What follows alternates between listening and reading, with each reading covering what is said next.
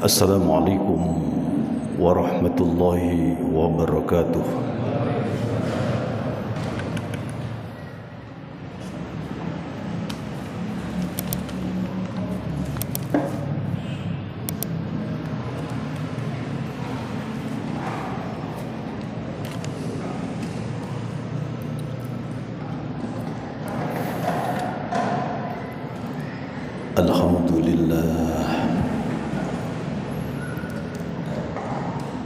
Alhamdulillahi nahmaduka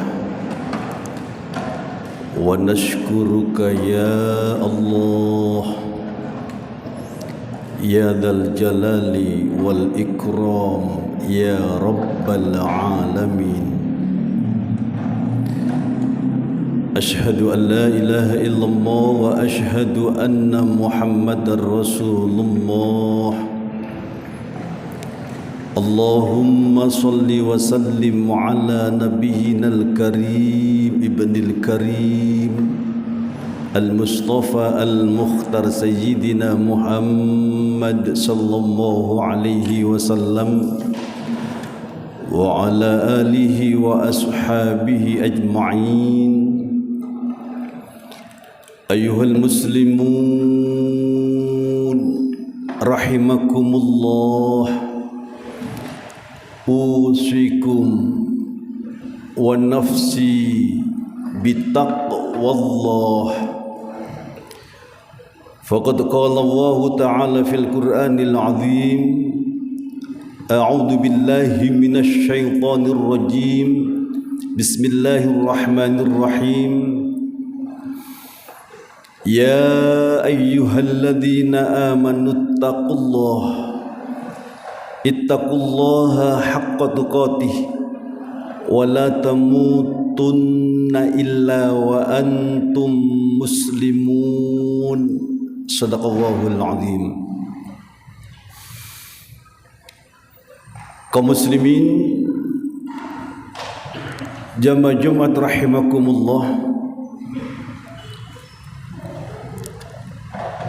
ada 3 hal yang seharusnya kita miliki dan kita kuasai sebagai seorang muslim dalam menghadapi kemajuan zaman yang sudah semakin mengglobal seperti sekarang ini. 3 hal tersebut, yang pertama, kita umat Islam, terutama generasi mudanya ini, harus mampu menguasai berbagai macam ilmu pengetahuan dengan landasan iman yang kuat.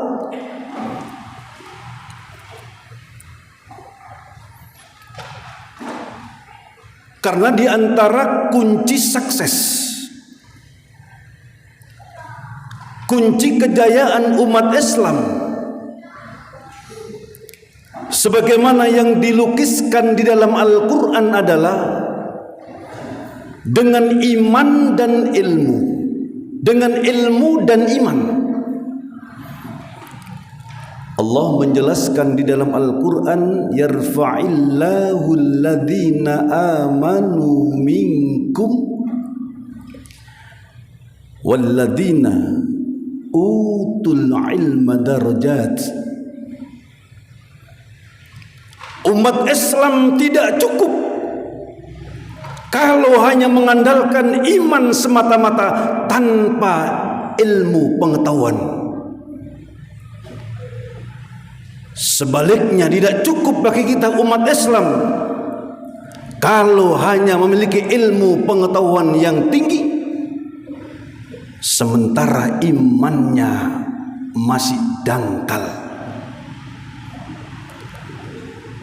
Karena itu dengan tegas Allah mengingatkan kepada kita semua, kalian akan diangkat martabatmu, kalian akan diangkat derajatmu dengan syarat beriman dan berilmu. Berilmu dan beriman. Karena itu para jamaah yang dimuliakan oleh Allah, jangan heran jika ayat-ayat yang pertama kali diturunkan oleh Allah bukan ayat-ayat yang berkenaan dengan solat, walaupun solat disebut oleh Rasulullah sebagai imaduddin, tiangnya agama. Tapi justru ayat-ayat yang pertama kali diturunkan oleh Allah adalah ayat-ayat yang menyeru kepada umat manusia untuk menghapus kebodohan, untuk gemar membaca dan membaca, mengkaji dan mengkaji berbagai macam ilmu pengetahuan. Iqra bismi rabbikal ladzi khalaqa khalaqal insana min 'alaq, dan seterusnya. Para jemaah yang dimuliakan oleh Allah, kalau salat disebut oleh Rasulullah sebagai imaduddin, tiangnya agama, maka dalam kesempatan yang lain Rasulullah pernah mengatakan al-ilmu ruhul Islam, ilmu itu adalah rohnya Islam. Karena itu ayo kita umat Islam, terutama generasi mudanya ini, harus mampu menguasai berbagai macam ilmu pengetahuan dengan landasan iman yang kuat. Memang tantangannya luar biasa, berat, cobaannya berat, gangguannya banyak. Tapi mau nggak mau kita harus hadapi tantangan itu. Kalau kita ingin menguasai dunia, menguasai keadaan, modalnya ilmu. Man aradat dunya fa alaihi bil ilmi, kata Rasulullah. Siapa yang ingin berjaya hidupnya di dunia, menguasai dunia, modalnya dengan ilmu. Wa man aradal akhirata, siapa yang ingin berjaya, selamat di alam akhirat, modalnya pun dengan ilmu. Wa man aradahuma fa alaihi bil ilmi, barang siapa yang ingin berjaya di dunia, selamat di alam akhirat, modalnya juga dengan ilmu. Tentu kita umat Islam, ilmu yang dilandasi dengan iman yang kuat. Yang kedua, kita umat Islam harus mampu menguasai berbagai macam sektor perekonomian. Paling tidak ekonomi kita ini, umat Islam ini, harus stabil. Ada sebuah rumus yang perlu kita catat, yang perlu kita ingat. Sebuah rumus yang mengatakan kalau harta benda itu berada di tangan orang-orang yang beriman, maka niscaya harta benda itu akan dipergunakan untuk sebuah kebaikan. Sebaliknya, kalau harta benda itu berada di tangan orang-orang yang tidak beriman, maka cepat atau lambat harta benda itu akan dipergunakan untuk menghancurkan sebuah kebenaran. Karena itu Islam tidak hanya menganjurkan agar pemeluknya giat di masjid saja, giat di musola saja, tetapi Islam juga menganjurkan agar pemeluknya giat talabul ma'isah, mencari rizki. Karena talabul ma'isah, mencari rizki yang halal, itu termasuk dalam kategori ibadah kepada Allah. Para jemaah yang dimuliakan oleh Allah, dalam kitab Sahih Muslim dijelaskan bahwa tangan Rasulullah itu selalu menjadi rebutan para sahabat, diciumin oleh para sahabat. Bukan hanya tetes-tetes air wudhu beliau yang menjadi rebutan, tapi tangan beliau selalu menjadi rebutan, diciumin oleh para sahabat. Yang lebih hebat lagi, justru Rasulullah pernah mencium tangan orang lain. Kalau tangan Rasulullah yang mulia menjadi rebutan manusia itu sesuatu yang lumrah, biasa. Tapi ini justru Rasulullah pernah mencium tangan orang lain. Siapakah di antara manusia yang begitu beruntung tangannya sempat dicium oleh Rasulullah? Dalam kitab yang sama Sahih Muslim dikisahkan, suatu ketika datang seorang laki-laki yang berasal dari penduduk yang sangat jauh terpencil, pelosok. Ketika laki-laki itu berjabat tangan dengan Rasulullah, Rasulullah sempat bertanya, "Kenapa kulit telapak tanganmu begitu kasar, begitu tebal?" Laki-laki itu menjawab, "Inilah ya Rasulullah, tangan yang selalu aku gunakan untuk bekerja, mencari rizki yang halal, untuk menghidupi, membiayai keluarga, istri dan anakku."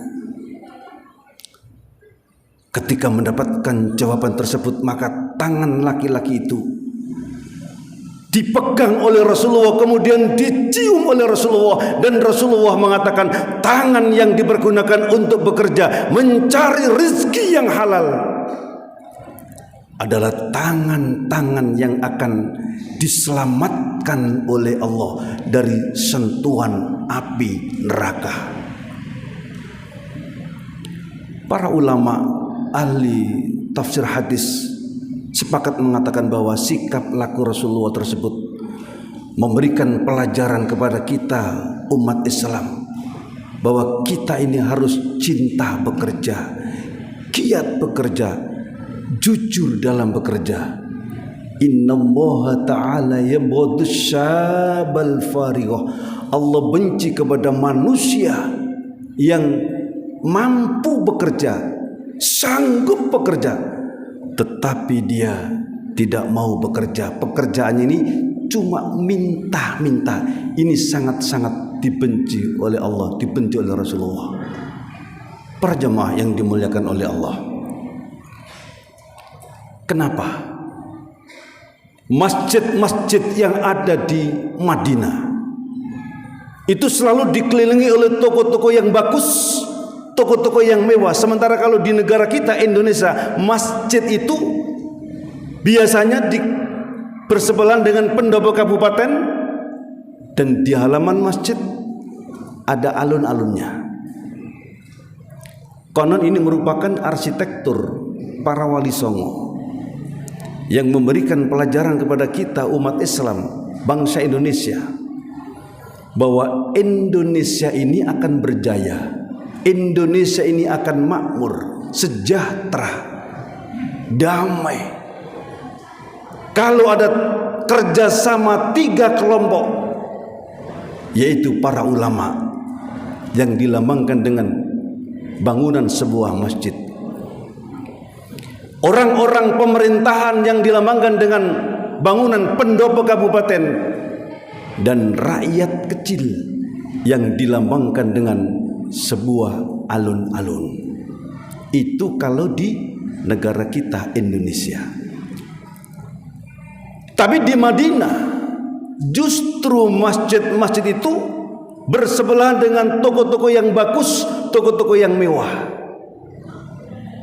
Ternyata ini adalah latar belakang sejarahnya. Ketika umat Islam hijrah ke Madinah, tidak membawa uang sepeser pun, ditolong oleh saudara-saudaranya yang berasal dari Madinah. Aku punya uang, ayo kita bagi, saya separuh dan engkau separuh. Aku punya rumah 2, pakailah 1 dan saya pakai 1. Bahkan menurut riwayat, ada yang rela melepaskan salah satu istrinya untuk dinikahkan kepada saudara-saudaranya yang dari Makkah yang belum menikah. Tetapi apa jawaban orang-orang muhajirin pada saat itu? Tidak, Tuhan. Kalau tuan-tuan ingin membantu kami yang berasal dari Mekah, maka tunjukkanlah kami tempat agar kami semua bisa melakukan usaha perdagangan. Maka mereka diberi tempat di seputar masjid. Itu ceritanya. Umat Islam pada waktu itu berdagang dengan giat, dengan jujur, dengan disiplin. Akhirnya umat Islam pada waktu itu mampu menciptakan pasar ekonomi baru yang lebih hebat dari pasar-pasar sebelumnya. Tetapi walaupun demikian para jamaah yang dimuliakan oleh Allah, umat Islam pada waktu itu, para sahabat pada waktu itu, walaupun mereka hebat, sibuk bekerja, tetapi pekerjaan mereka, kesibukan mereka tidak membuat mereka lupa kepada Allah. Harta yang sudah mereka peroleh sebagian dipergunakan untuk perjuangan di jalan agama Allah. Ketika dia bekerja, ada suara adzan, dia tinggalkan pekerjaan itu, kemudian dia datang ke masjid untuk rukuk dan sujud, sehingga diabadikan di dalam Al-Quran, rijalun la tulhihim tijarah wala bay'un an dzikrillah. Mereka adalah laki-laki yang giat bekerja, sibuk bekerja, tetapi kesibukannya, pekerjaannya tidak membuat mereka lupa kepada Allah, tapi justru sebaliknya semakin mendekatkan diri mereka kepada Allah. Ini barangkali yang perlu kita warisi.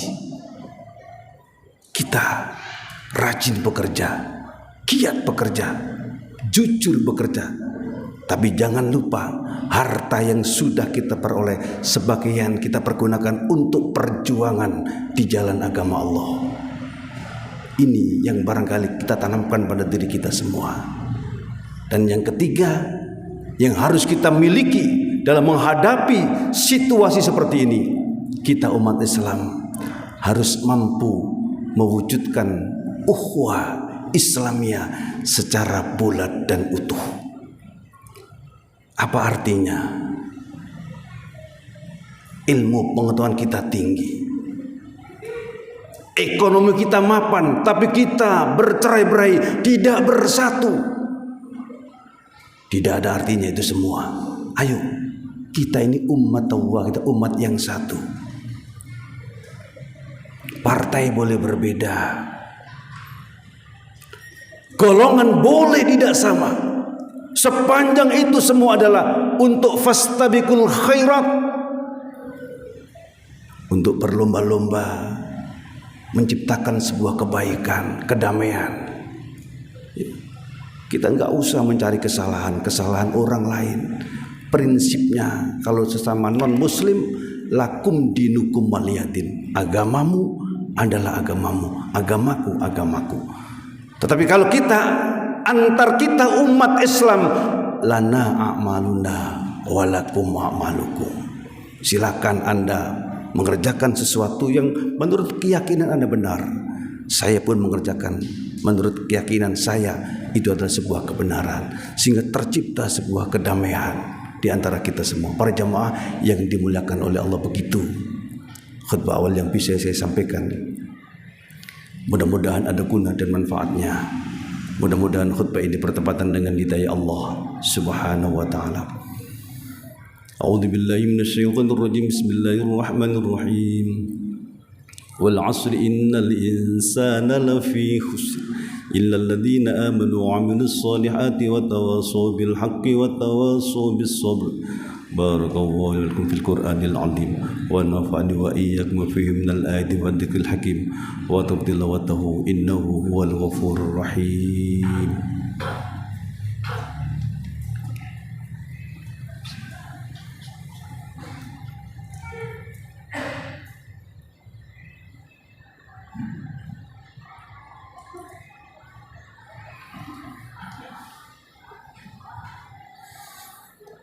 Alhamdulillah hamdan katsiran kama amar. Asyhadu an la ilaha illallah wa asyhadu anna Muhammadar Rasulullah. Allahumma shalli ala Muhammad wa ala alihi wa ashabihi ajma'in. Ayyuhal muslimun rahimakumullah, usikum wa nafsi bitaqwallah. فقد قال الله تعالى في القرآن العظيم أعوذ بالله من الشيطان الرجيم بسم الله الرحمن الرحيم يا أيها الذين آمنوا اتقوا الله حق تقاته ولا تموتن إلا وأنتم مسلمون إن الله وملائكته يصلون على النبي يا أيها الذين آمنوا صلوا عليه وسلموا تسليما اللهم اغفر للمسلمين والمسلمات والمؤمنين والمؤمنات الأحياء منهم والأموات ربنا اغفر لنا ذنوبنا ولوالدينا وارحمهما كما ربيانا صغارا اللهم إنا نسألك الجنة وما قرب إليها من قول أو عمل ونعوذ بك من النار وما قرب إليها من قول أو عمل اللهم اجعلنا وأهلنا وأولادنا وذريتنا وتلاميذنا يا الله من أهل العلم وأهل الخير ولا تجعلنا وإياهم من أهل الشر والضير اللهم أنزل الرحمة والمغفرة والسكينة والمطمئنة والسلام علينا جميعا وعلى بلدنا إندونيسيا ربنا آتنا في الدنيا حسنة وفي الآخرة حسنة وقنا عذاب النار عباد الله إن الله يأمر بالعدل والإحسان وإيتاء ذي القربى وينهى عن الفحشاء والمنكر ولذكر الله أكبر